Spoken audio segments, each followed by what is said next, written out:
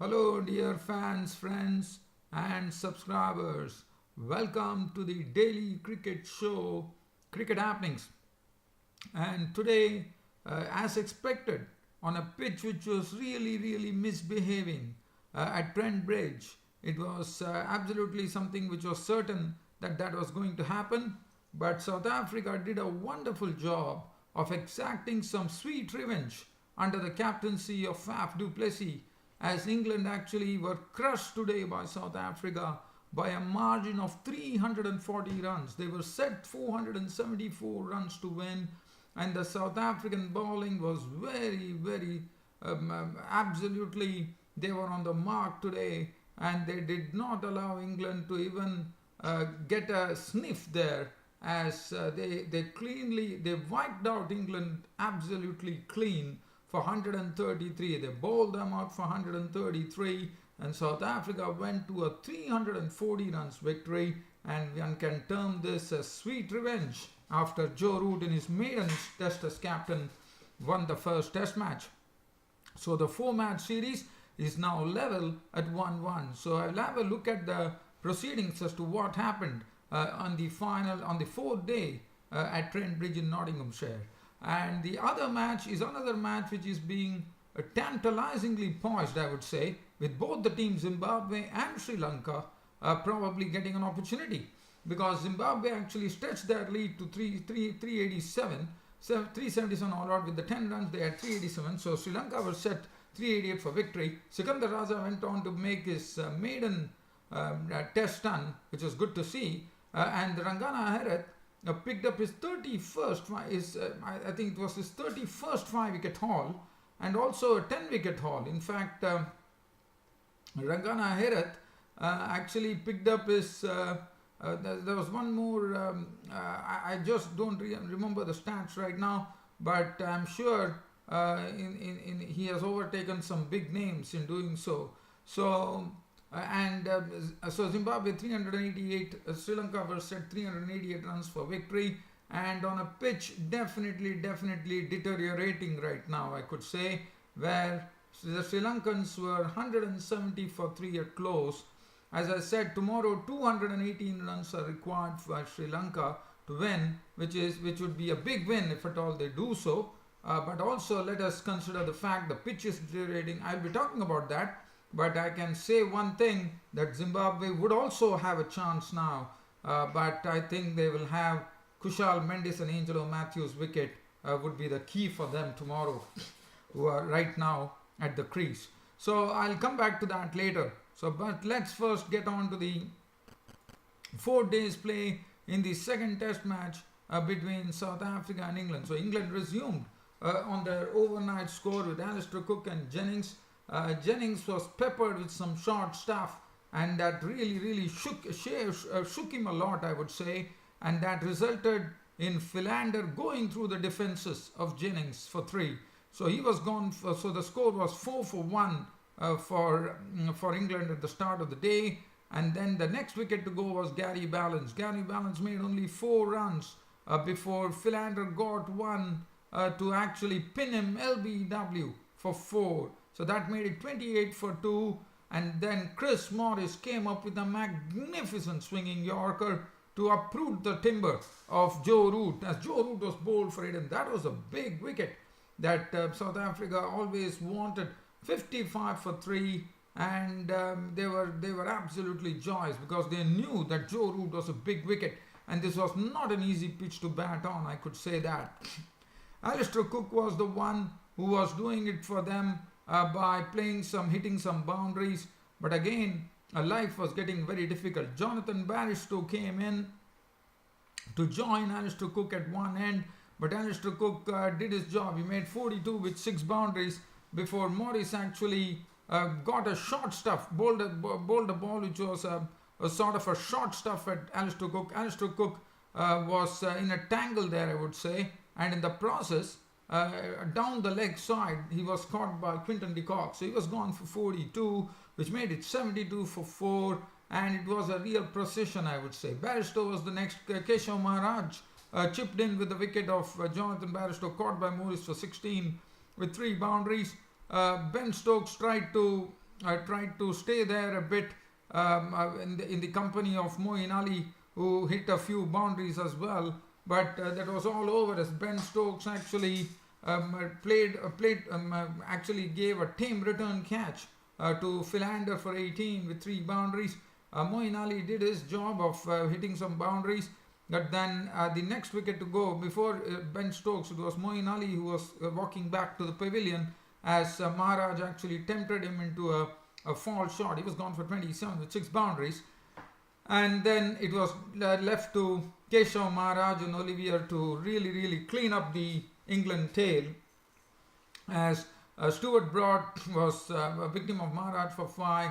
Mark Wood, Oliver would have been very happy with this after getting 2 wickets of Wood and Anderson because he has been struggling in this particular match, and he would have been glad to get the scalps of Wood and Anderson. Wood was Scott Morris bowled, Oliver not. Anderson not, to bring a very quick end to this England innings. At 133, the England innings wound up, leaving Liam Dawson not out on 5. And what a victory for England, a crushing 340 runs victory. And they have definitely exacted sweet revenge. And look at the du Plessis coming in and making a big change, big difference. The captain du Plessis makes to the whole team. And definitely it was a well-deserved win for South Africa. They batted well, they bowled well and fielded well, and the results are all there to see. So the 4-match series level on 1-1, and Vernon Philander, he was the man of the match. And Vernon Philander, according to me, is a big threat for England in this particular series. There is no doubt about it, because he is the man who can really cause a lot of headaches for England. There is no doubt about that. But nevertheless, it was a wonderful effort from the South Africans, no doubt about it. And that was as far as that match was concerned. But well, as I said, the pitch was definitely going down. It was not so easy. Batting was not getting any easy, I would say. But probably England could have shown a bit more application than the 133 that they put up on the board. But nevertheless, it was a very big victory. And as I said, it was sweet revenge as well. So now let's get on to the other match. We are talking about the Zimbabwe versus Sri Lanka game. And this particular match, it was Zimbabwe actually resuming their innings. They resumed the innings with Sikandar Raza eyeing a test run, and that did not take too long, as in fact in the very first over itself I thought Zimbabwe batsman Sikandar Raza had raced to his century. In fact, it was a good job by Sikandar Raza, but Sikandar Raza, what was good about it, even after getting his century, he did not just throw his wicket. He stayed there, tried to buckle down in the company of Malcolm Waller, which was pretty good to see. And Malcolm Waller also provided due company, and the innings went on so this particular partnership yielded 144 runs, and then finally the breakthrough came when Malcolm Waller was caught very well by Tharanga of the bowling of Pereira for 68 with 8 boundaries. A very useful and a valuable knock played at that by Malcolm Waller under the circumstances. And then it was Creamer and Sikandar Raza at the crease, but Sikandar Raza did a good job, a fine job of getting his maiden test done, was a victim as Rangana Herath was given the ball, and Rangana Herath took that big wicket when he clean bowled Sikandar Raza for 127 with 9 fours and 1 6. But after 306 for 8, again the frustration creeped in for Sri Lanka, as once again the pair at the crease was Graham Creamer, the Zimbabwean captain, along with Donald Tripano, and both really blunted the Sri Lankan attack to such a degree that they raised 56 runs for the 9th wicket, with Creamer hitting a few good boundaries and Tripano also playing well, and both really forging a partnership there, which was also very useful under the circumstances. But then Rangana Herath picked up the Zimbabwe captain's wicket, Creamer, but not before Creamer had contributed a very well-made 48 with 5 boundaries. And then Pereira actually had Tripano LBW for 19-2, forced to live Pofu not out of 9. And Zimbabwean innings finally came to a halt at 377. And so they were 300 with the 10 runs lead that they got. The score was essentially 387 runs. Lakmal, 14 overs, no maiden, none for 43. Rangana had 39.1 overs, 5 maidens, 133 runs on 6 wickets. And this was a 10-wicket back for Rangana Herath in test matches. And Pereira, 30 overs, 2 maidens, 95 runs, 3 wickets. Lairo Kumara, 1 for 72, 20 overs, 3 maidens, 4 overs for 16 for Kushal Mendes. Now, it was the turn for Sri Lanka to chase a target that was stumps on day 4. That was stumps on, that was Sri Lanka all out for 377. And now it was the turn for Sri Lanka to chase a target of 388 runs for victory. It all started with Karunaratne and Taranga, but look at that captaincy from Graham Creamer. What he did is he basically sussed up the situation very well. He probably feels that time is, there's not much time, and he does not want to take any chances. So it definitely looks like, Creamer is definitely determined that Zimbabwe actually go and win this match against Sri Lanka. And that's what I could discern from the way he handled things. So he actually, out of the 48 overs bowled, where Sri Lanka finished at 170 for 3, not a single over was given to the two pace bowlers, Chris Pofu and Donald Tripano. In fact, if you look at the bowling, Sikandar Raza, 9 overs, 1 maiden, 29, and Sikandar Raza was the one who started the proceedings. So the ball was tossed up to him, and then Sean Williams was given the ball. He bowled 16 overs, 1 for 62. Creamer, 19 overs, 2 for 67. And Malcolm Waller, 4 overs, none for 10. I thought that was a brave move on the part of Graham Creamer to not give a single ball of pace. And definitely in 48 overs, I think this would be a sort of a record where not a single in an innings a pace ball is not bowled. And Graham Creamer, I wouldn't be surprised that even tomorrow, which will be a crucial day when Sri Lanka will be needing 218 runs more to win this particular match, I wouldn't be surprised the least bit if Graham Creamer does not even bring Pofu and Tripano into action, probably brings them when the Sri Lankan tailenders might be in action, if at all that happens. But just talking about the game, so Sri Lanka, so that was, I thought it was a good captaincy on the part of Graham Creamer. So Karunaratne and Taranga were the ones who actually opened the innings. And Karunaratne, well, he was getting some, he was very, very watchful. He was getting some nice, he was getting some runs on the leg side. Upul Taranga was also buckling, trying to buckle himself to the task. And both Karunaratne and Taranga were very watchful. Even though the spinners were bowling, they knew that, they had a real job to do, as Karunaratne and Taranga formed a partnership of 58 runs for the first wicket, and it was Graham Creamer who provided the breakthrough when he had Upul Taranga caught behind by Peter Moore for 27 with 4 boundaries. Kushal Mendes walked in to join a very sedate Karunaratne, and Karunaratne continued to occupy the crease as Kushal Mendes came in. And Kushal Mendes, well, he's a very, very talented cricketer, and Kushal Mendes, well, he decided to use his favorite shot, and that is the sweep shot that he plays so well. And he started sweeping the ball pretty well, and the spinners were really put out of, not put out, but definitely he handled each and every spinner very well by using the sweep shot in a very, very commendable manner. And Mendes definitely plays the sweep shot very well, Kushal Mendes. And he also hit, and he was very good at that. And Karunaratne, meanwhile, was just one short of 50 when Sean Williams actually clean bowled Karunaratne with 49 with 1 boundary, which made it 108 for 2, as Dinesh Chandimal, the skipper, walked in to join Kushal Mendes.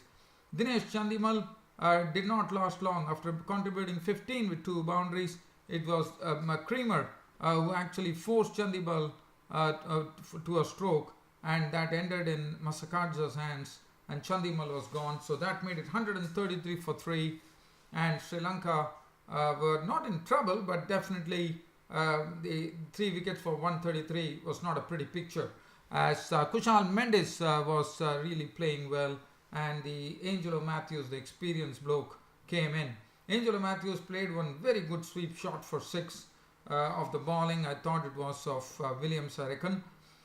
And then finally, when stumps were drawn for the day on day 4, the Sri Lankan score read 170 for 3. Kushal Mendes was not out on 60 with 6 boundaries.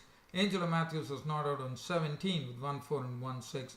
And I can say one thing, that tomorrow Zimbabwe could probably be making history, and they would be hoping to make history if they could actually defeat Sri Lanka on the final day of the one-off test match. And that's what Creamer would be definitely aiming for, Creamer and his team. And I can say one thing, with 218 runs required for victory, also looking at the way the pitch has been playing, how the pitches definitely there'll be a lot of wear and tear in the final day. One is also expecting the pitch to crack a bit as well. So I think life won't be easy for Sri Lanka, even though 218 runs does not look a big score, but time is not a constraint. But I think Sri Lanka will have to really fight hard. It's not going to be easy, but even Zimbabwe also, I wouldn't be surprised, because if the ball probably would turn much more than what it has turned till now, because being the final day. And I won't be the least surprised if Creamer could be someone who would be sort of a real nemesis for Sri Lanka tomorrow, because being a leg spinner, as you know, if the ball turns, a leg spinner can be deadly. And I think so that for me, so I would say right now that Sri Lanka definitely has a chance, and at the same token, I won't discount Zimbabwe. Zimbabwe too have a chance, so it is tantalizingly poised according to me, and one is looking forward to a very keen battle in the center between Sri Lanka and Zimbabwe on the final day. And Zimbabwe would be hoping that they could actually win this one-off test, but Sri Lanka would definitely like to ward them off. And what a fascinating battle this happens to be between Zimbabwe and Sri Lanka tomorrow on the final day. Well, dear fans, subscribers, there's nothing else to really talk on. It's about time for me to pull the curtain down on this cricket show today by bidding you all a very good night. And I'll be back with the proceedings of this exciting Sri Lanka and